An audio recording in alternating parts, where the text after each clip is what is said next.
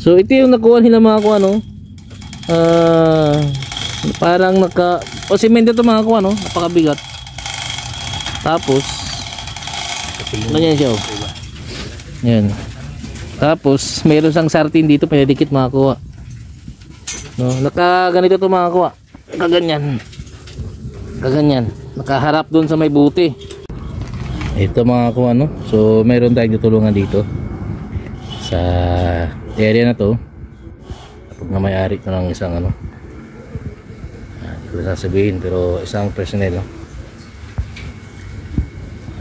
Mamaya detect natin doon, tulungan natin sila kung sinagumpisa na silang mahukay ng mga kuha.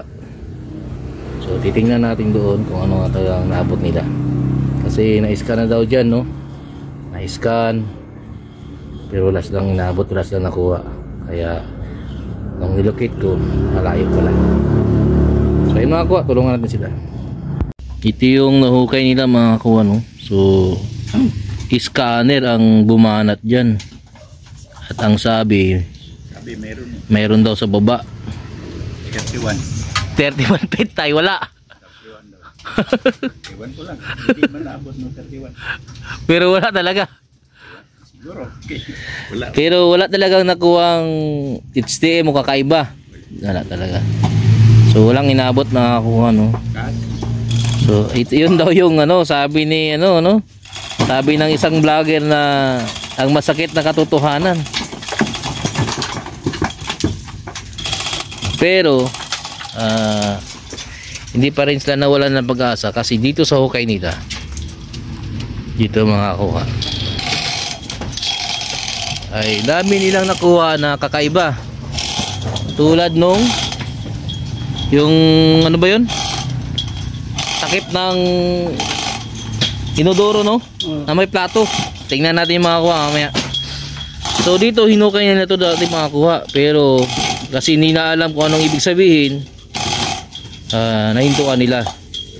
At ngayon naman mga kuha, ito na naman yung nakuha nila, no? Sa lalim ng mga gano'ng kalalim na kuha, mga 2 feet, no? O yan mga kuha, oh. So titingnan natin yung pinaka HTM. So ang ibig sabihin kasi nito mga kuha, bilog na yan, no? So item na yan, nakuha na ng HTM mga kuha dito, yung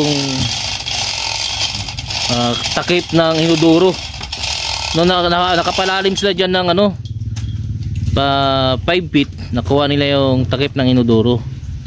Tapos nagukay na naman sila dun sa kabila dito dyan. So ang ginawa nila, hinukay nila 15 feet, nakuha nila yung buti, magkaharapan yung buti at saka yung inodoro dito mga kuha. Ayoko, oh Kuya Winwin, no? Ayos, sipag lang. So dyan nila nakuha yun, no? So sinisintro naman nila ngayon kung saan naman nakuha to. So dito na area na to mga kuha, marami talaga silang nakuha, nakakaiba. Yun yung mga kakaibang makuha na dapat ninyong pakatandaan ng mga digger, no? Pag naghukay po kayo, kailangan mayroon kayong nakukuha na kakaiba, yung bang unusual na ba, hindi na siya dapat nandun, no? Kasi ginagawa nila kasi yung palatandaan. So tingnan natin yung nakuha nila na inodoro, takip daw ng inodoro na may plato mga kuha. So mga pang ilang araw na to kuya? 2? 3? So 3 araw to, nilakyan na nila na. So tulungan natin silang i-locate yan kung mayroon o wala mamaya. So mga kaibigan natin to mga kuha, no? Mga kaibigan natin to. So di naman pwede na itong butas ito diretsuin na dito kasi malambot yung lupa mga kuha. May possible na mag drop to, kawawa naman yung nasa ilalim. So ang ginagawa, sisintroin siya, hahanapin yung item dito, sintro na kasi dito nahukay na to nila, tapos dito nahukay din. Ang problema, nakuha nila yung mga HTM, hindi nila alam ang kahulugan. Tapos nung nalocate namin, nasa gitna lang pala. Sa gitna. O ayan o, sinisira na naman nila yung ano, inukaya nila. Kasi sayang naman yung mga bakal dyan. So iangat na lang. Ayan o. Tara, tingnan natin yung ano, ang HTM na nakuha nila dyan. So ito yung nakuha nila mga kuha, no? Parang semento ito mga kuha, no? Napakabigat. Tapos ganyan siya, oh. Yan. Tapos meron sang sartin dito, pinadikit mga kuha, no? Nakaganito ito mga kuha, kaganyan, nakaharap dun sa may buti. Tapos ito nasa gitna to, ganyan, parang ganyan yung mga kuha, para kaganyan siya, oh. Yan. Pero ito nasa gitna, itong nakaharap naman dito, at yung buti naman na nakuha nila nakaharap na naman dito. So nagharap-harapan yung mga kuha. So ito yung nasa gitna, at dito namin nalulukit sa gitna yung item, mga kakuha, no? Sa mga digger, no, ito yung pinaka problema ninyo, eh, no, kung anong yung mga makukuha sa tuwing positive yung set ninyo, o yung mga butas ninyo kung positive ba. So ito magandang ano to, magandang example to, kasi ito sa dapat may nakukuha kayong kakaiba, no? Kakaiba sa lahat na ginawa nila para bilang palatandaan na makukuha. So ito nakuha nila ito, no? Sa taas ng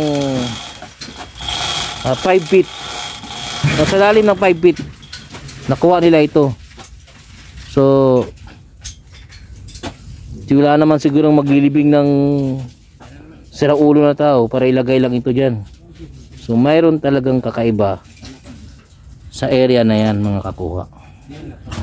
Pang 3 araw nila ito mga kuha, tinulungan natin sila dito para mahanap natin yung, para mahanap nila ang digging spot, oh. Yun ang mga kuha, oh. Oh, kakaiba. Ganyan yan, oh. Grabe, no? Ayan, semento yung mga kuha. Ginawa lang siya para maging palatandaan. At yung isa, nag-iisang bilog na itong ano, itong gulong, at nasa gitna. Lumang gulong. Ayan, lumang gulong niya.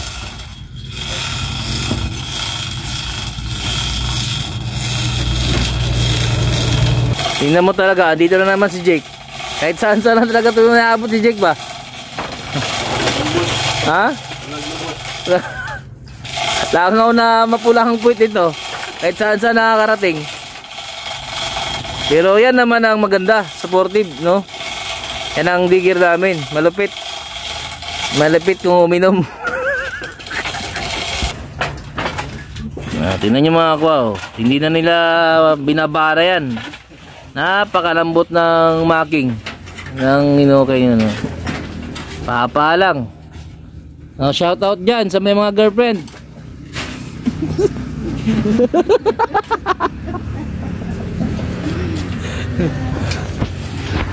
No, kung sinong may nawawalang boyfriend dyan, nandito lang po sa ano, sa Guhukay. At least matino.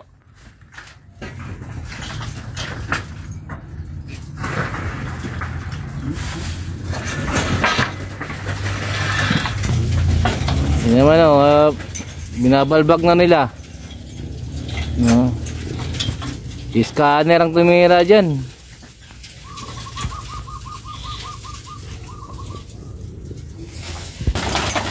Ayan mga kakuha, no?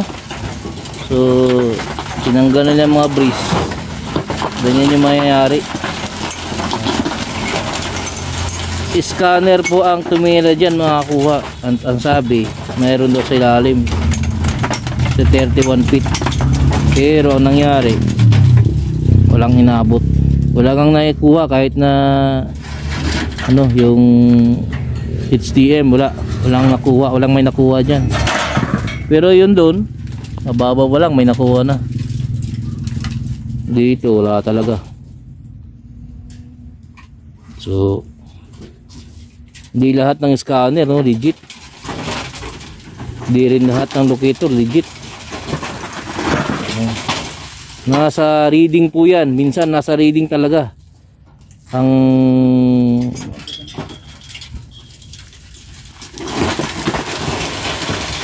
tagumpay ng ano, ng pagkuha ng item.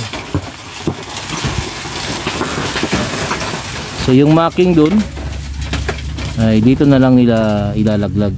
Pero kukunin mo na itong mga ito, mga bris. Kasi sayang yan pag natabunan. Wow.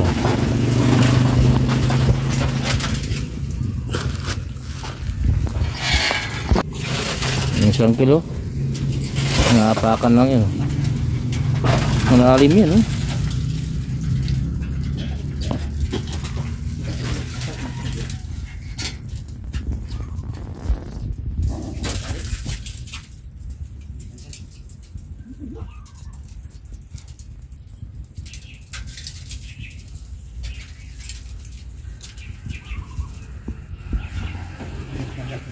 So ito mga ko, ano, ito lang yung magiging tulong natin sa kaibigan natin. Tama yung higap na patulong natin. Tingnan natin yung area nito. Saan yung control. Possible na nandun yung mga HCM pababa hanggang parete. Isa na ito kanina, yung mga HCM nakuha na. Pero mayroon pang nakuha sila ngayon lang. Pero bago yun, titignan natin.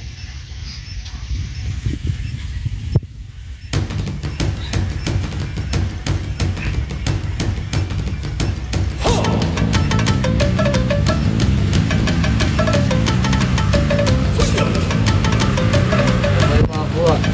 So, corner lang natin ito muna. Nakalikot tayo para ano. Saan talaga siya kasi po natutulog.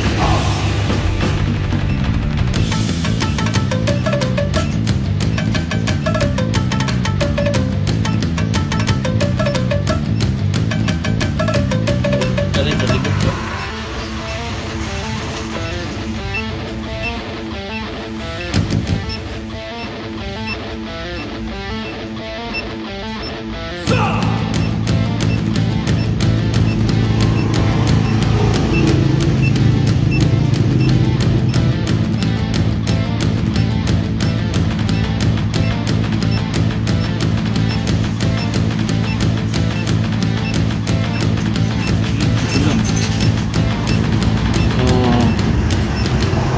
Yun mga ako, ano, dito nila nakuha yung gulong. Dito naman nakuha yung takip ng Edoro. Doon naman sa kabilang buti. Bali pinagharapan nila yan itong area na to. Pero dapat sana makakuha nila dito una gulong, tapos yung takip, tapos yung buti, saka na yung dito sa buka. Okay, titingnan natin kung saan nakita dito mga kuha. So hindi pa naman tayo na, so, harap lang tayo muna sa ano, north, ano dito, west, East. west, south, East, west. south, south.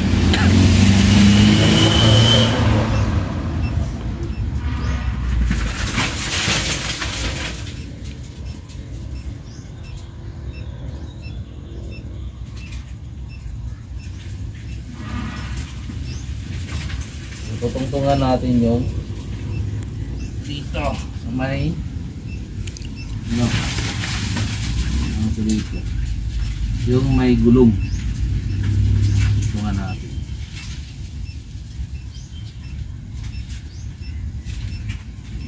Mga ko, akas oh. Mapa oh. Tuloy niya pa rin oh.